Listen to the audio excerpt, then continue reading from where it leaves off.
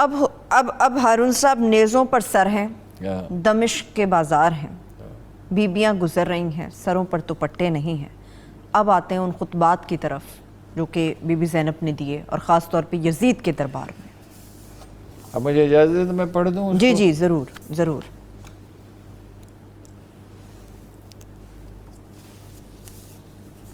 یہ یاد دہانیاں کرانا بڑا ضروری ہے۔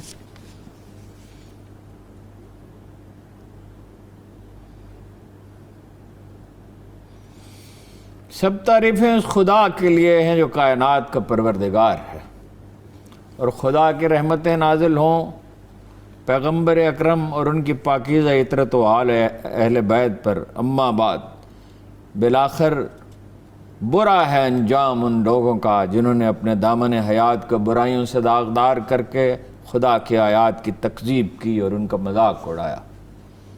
اے یزید، کیا تو یہ سمجھتا ہے کہ تو نے ہم پر زمین کے گوشے اور آسمان کے کنارے تنگ کر دیے؟ دیکھیے فصاحت کیا ہے جی۔ اس حال میں بھی آخر کس کی اولاد تھی؟ کس کی اولاد تھی؟ اور کیا آل رسول کو رسیوں اور زنجیروں میں جکڑ کر دربدر پھرانے سے تو خدا کی بارگاہ میں سرخرو سرفراز اور ہم رسوا ہوئے ہیں؟ کیا تیرے خیال میں ہم مظلوم ہو کر ذلیل ہو گئے؟ العزت للہ جمیعہ، یہ انہیں ادراک تھا کہ ہماری توہین نہیں ہو سکتی، امت میں تکریم ہماری رہے گی، اور خدا کی بارگاہ میں تو ظالم، تو کیا ظالم بن کر تو سر بلند ہوا ہے؟ کیا تو سمجھتا ہے کہ ہم پر ظلم کر کے خدا کی بارگاہ میں تجھے شان و مقام حاصل ہو گیا؟ آج تو اپنی ظاہری فتح کی خوشی میں سرمست ہے اور ناک منہ چڑھاتا ہوا مسرت و شادمانی سے سرشار ہو کر اپنے غالب ہونے پر اتراتا ہے، ہمارے حقوق کو غصب کر کے اپنی غلط سوچ پر مغرور نہ ہو اور ذرا دم لے۔ اسے سوچنے غور کرنے کی یعنی تلقین تو کی، یہی اہل حق کا شیوہ ہے۔ کیا تو نے خدا کا یہ فرمان بھلا دیا کہ حق کا انکار کرنے والے یہ خیال نہ کریں کہ ہم نے انہیں جو مہلت دی ہے وہ ان کے لیے بہتر ہے، بلکہ ہم نے ان کے لیے ڈھیل دے رکھی ہے، جی بھر کے اپنے گناہوں میں اضافہ کر لیں۔ دیکھیں یہ رسول اللہ صلی اللہ علیہ وسلم نے فرمایا، قرآن میں بھی یہ ہے، فزادہم اللہ مرضا، اللہ ان کے مرض کو بڑھاتا ہے، انہیں ان کے راستے پہ چھوڑ دیتا ہے۔ ایک عزیزہ قدسی یہ کہتی ہے کہ آدمی کو اس کے راستے میں آزاد کر دیا جاتا ہے، پھر وہ جو جی چاہے کرتا رہے۔ اے طلقاء کے بیٹے، رحم کر کر چھوڑ دیے گئے لوگ جن کو فتح مکہ کے دن معاف کر دیا گیا، کیا یہ تیرا انصاف ہے کہ تو نے اپنی مستورات اور لونیوں کے چادر اور چار دیواری کا تحفظ فراہم کیا ہے، جبکہ رسول زادیوں کے سر برہنہ کر دیا ہے؟ تو نے عصمت کی چادریں لوٹ لی اور ان کی بے حرمتی کا مرتکب ہوا۔ تیرے حکم پر اشقیاء نے، شقی القلب لوگوں نے، رسول زادیوں کو بے پردہ کر کے شہر شہر پھرایا۔ تیرے حکم پر دشمنان خدا و اہل بیت کی پاک دامن مستورات کے سر ننگے ہوئے۔ لوگ رسول زادیوں کے کھلے سر دیکھ کر ان کا مذاق اڑا رہے ہیں، اور دور و نزدیک کے رہنے والے سب کی نظریں ان کی طرف اٹھتی ہیں۔ ہر شریف اور کمینے کی نگاہیں ان پاک بیبیوں کے ننگے سروں پر جمی ہیں، اور رسول زادیوں کے ساتھ ہمدردی کرنے والا کوئی نہیں، اس دربار میں تو کوئی موجود نہیں تھا۔ ہارون صاحب، میں بریک کی طرف چلتی ہوں، بریک سے واپس آ کے یہیں سے بی بی زینب کے خطبے سے ہی آگے بڑھیں گے، ہمارے ساتھ رہیے۔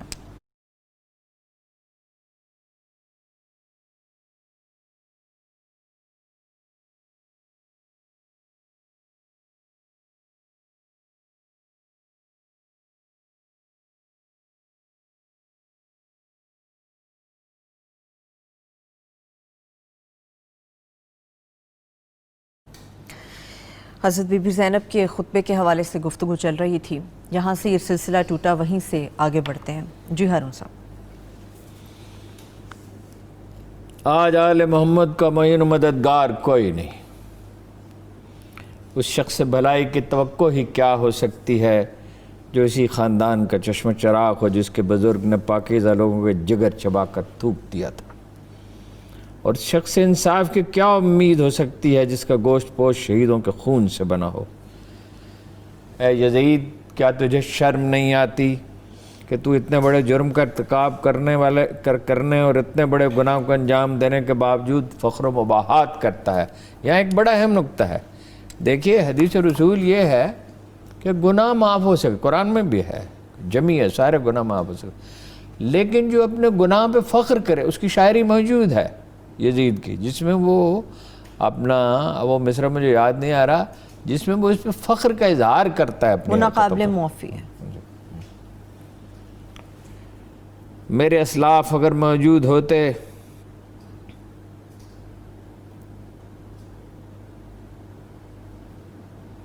کیا تجھے حیا نہیں آتی کہ نوجوانوں نے جنت کے سردار حسین بن علی بن ابی طالب کے دندان مبارک پر چھڑی مار کر ان کی بے ادبی کرتا ہے۔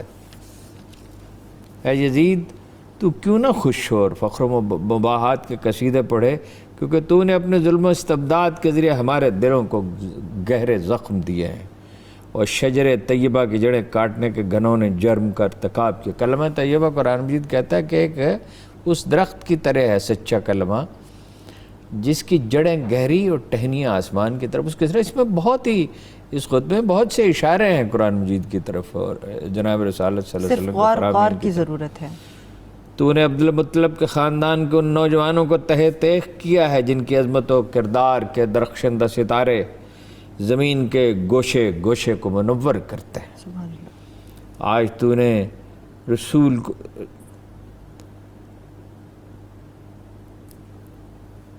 ایک بڑا تفصیلی اس کے بعد آپ نے آسمان کی طرف نگاہ کی، بارگاہ الہی میں عرض کیا، اے ہمارے کردگار حق، تو ہمارا حق ان ظالموں سے ہمیں دلا، اور تو ہمارے حق کا بدلہ ان سے لے لے۔ اے پروردگار تو ہی ان ستمگروں سے ہمارا انتقام لے، اور اے خدا تو ہی ان پر اپنا غضب نازل فرما، جس سے ہمارے عزیزوں کو خون میں نہلایا اور ہمارے مددگاروں کو تہہ تیغ کیا ہے۔